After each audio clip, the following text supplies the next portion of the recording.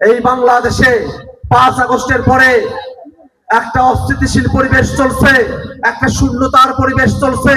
যে সময়টাতে বাংলাদেশের মানুষ শোকে কাতর, যে সময়টাতে বাংলাদেশের মানুষ দেশের সংস্কার চায়, সেই সময়টাতেই তারা বাংলাদেশে নির্বাচন চাইলো। অসুবিধা মনে করি না। আপনারা যদি সেই সময়টাতে নির্বাচন চেয়ে থাকতে পারেন, তো ক্ষমতা গ্রহণের 6 মাস পার হয়ে গেছে, এখনো কেন স্থানীয় সরকারের নির্বাচনগুলো আপনারা দেন না? আমরা শুনলাম সরকার গঠন করার পরপরই তারা স্থানীয় সরকারের নির্বাচন দেবে, পরে শুনলাম 6 মাসের মধ্যে নির্বাচন, পরে শুনলাম অল্প সময়ের মধ্যে নির্বাচন। এখন আজকে এসে শুনি মির্জা ফখরুল ইসলাম আলমগীর সাহেব বলছেন নির্বাচন ইউনিয়ন পরিষদের সেগুলো নাকি দেওয়া হবে আগামী বছরের শুরুতে। সে আগামী বছরের শুরুর কথা বলে সেটা অর্ধ বছরে চলে যাবে। সেটা কখন গিয়ে তারা নির্বাচন গুলো দেবেন তার কোনো এখনো ঠিক ঠিকানা নাই। লোডশেডিং কিংবা ঘরের বাইরের তীব্র গরমে ওয়ালটন রিচার্জেবল ফ্যান থাকলে থাকবে শুধু বাতাস আর বাতাস।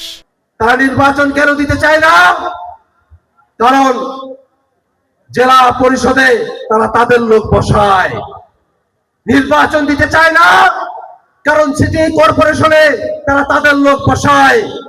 তারা নির্বাচন দিতে চায় না কারণ ইউনিয়ন পরিষদেও তারা নিজেদের লোক বসানো শুরু করেছে।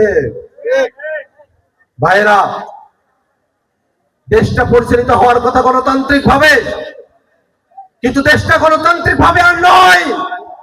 এক দলের কথা মতো দেশটাকে চালানো শুরু করা হয়েছে। এই অগণতান্ত্রিক পথযাত্রায় বাংলাদেশটাকে নিয়ে গিয়ে খাদের কিনারায় দাঁড় করানো হবে।